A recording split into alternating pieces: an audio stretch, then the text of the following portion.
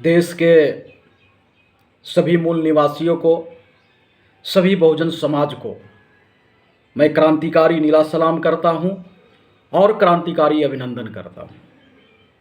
साथियों, आज जिस तरह से देश में नई संसद भवन को उद्घाटन करने के नाम पे या उद्घाटन कार्यक्रम में जिस तरह से भारतीय संविधान के मूल भावना को कुचला गया, जिस तरह से धार्मिक नंगा नाच किया गया, वो बर्दाश्त करने योग्य नहीं है।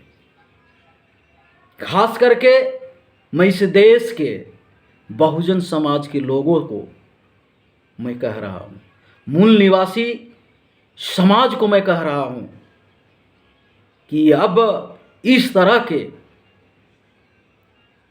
धर्म के नाम पे नंगा नाच, भारतीय संविधान को,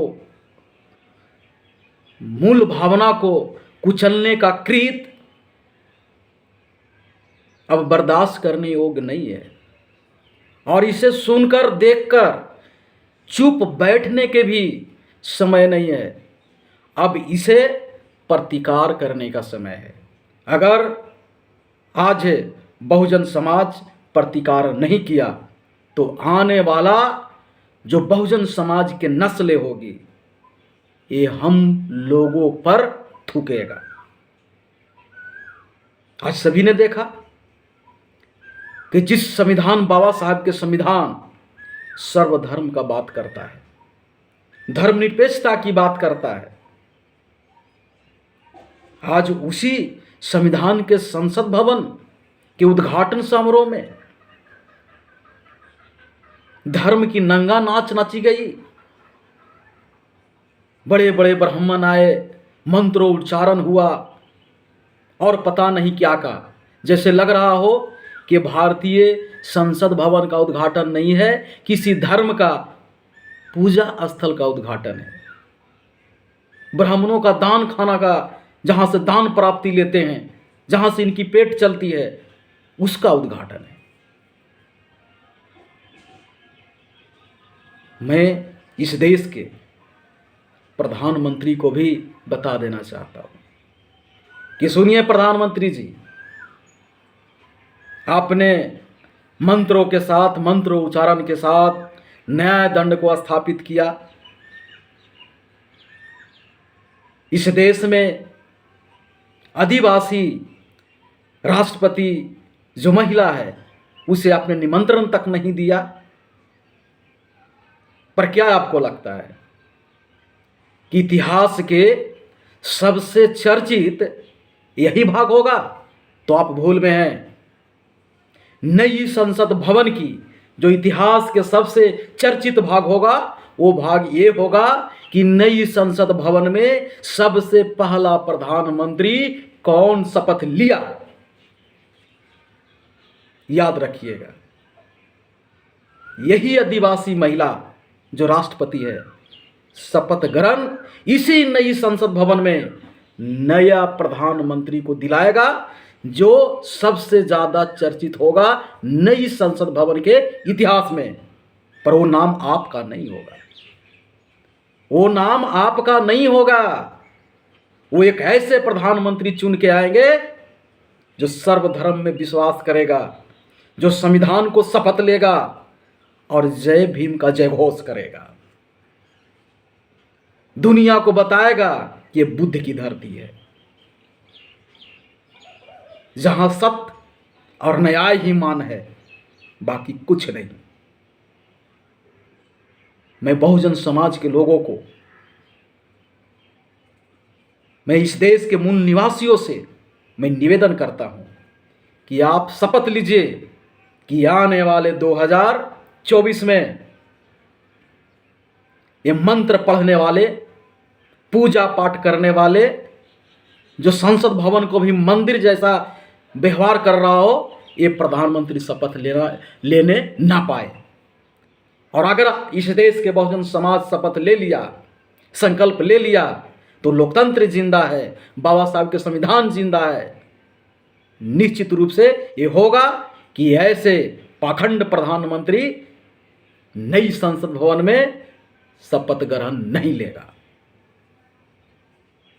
कुछ अनपढ़ गंवार लोग, जो अनपढ़ गंवार लोग हैं, वो हम लोगों को शिक्षा बांट रहे हैं कि ये न्याय दंड है, नीति के साथ न्याय दंड, न्याय करने वाला ये प्रतीक है।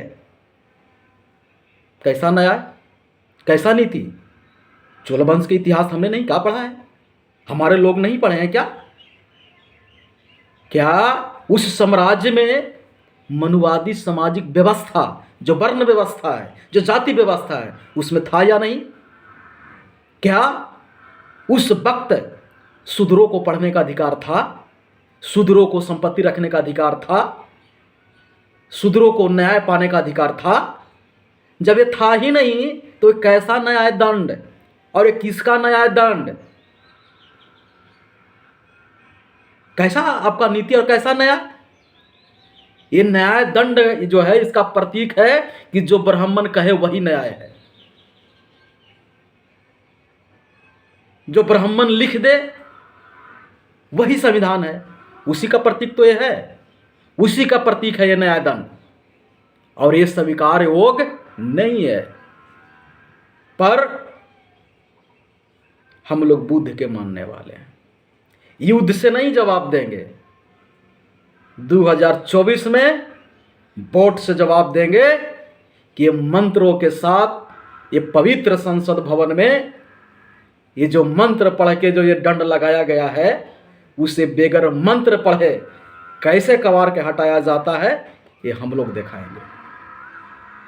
और बहुजन समाज के लोग आप जाइए, बताइए कि किस तरह से भारतीय संविधान को और नई संसद भवन को अपवित्र करने का काम किया है इस देश के प्रधानमंत्री। न्याय दंड, मैं पूछना चाहता हूं क्या है आपका नीति न्याय? ढोल गवार पशु और शूद्र पशु और नारी, ये सब है प्रताड़न के अधिकारी, यही नाथ की नीति है। पूजिए विप्र सकल गुणहीना, अशूद्र न पूजिए वेद परवीना, यही ना आपका न्याय नीति है। और इसी का ना रक्षक का प्रतीक है ये दंड। अब बहुजन समाज को मूर्ख नहीं बनाया जा सकता। धर्म के नाम पे अब बहुजन समाज को ठगा नहीं जा सकता। और मैं पूरे बहुजन समाज के लोगों से भी मैं निवेदन करना चाहता हूं कि अपने बीच के उन नेताओं को समझिए, परखिए कि बड़े बड़े चेहरा बन के कैसे मनुवादियों को मदद कर रहे हैं, कैसे तर्कविहीन तर्क दे रहे हैं। अब मोदी जी जिंदाबाद कर रहे हैं, कोई फील्ड में आन के जिंदाबाद कर रहे हैं, तो कोई पर्दे के पीछे जिंदाबाद कर रहे हैं।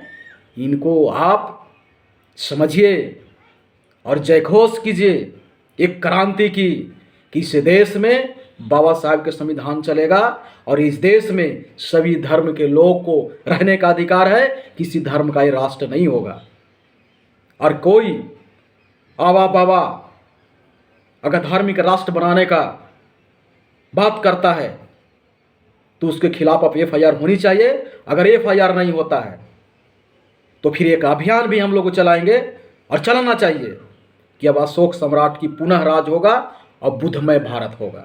अगर कोई हिंदू राष्ट्र की बात करता है और राष्ट्रद्रोह का मामला नहीं है, तो बुद्धिज्म राष्ट्र की बात करना भी राष्ट्रद्रोह का मामला नहीं होगा। और मनोज भारती ये बात को हर जगह दोहराएगा कि अब हिंदू राष्ट्र नहीं, भारत बुद्धिज्म राष्ट्र होगा, और जिसको जो करना होगा वो कर ले। अगर इस बात पर अगर कोई कहता है कि मनोज भारती विद्रोही है, तो हाँ, मैं हूँ दुनिया का सबसे बड़ा विद्रोही।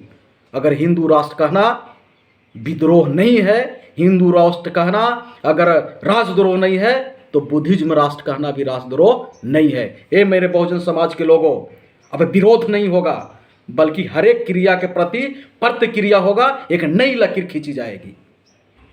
अरे बागेश्वर बाबा को मैं चैलेंज करता हूं कि लड़ाई लड़ लो, देखते हैं कि हिंदू राष्ट्र होता है भारत कि बुद्धिज्म राष्ट्र होता है।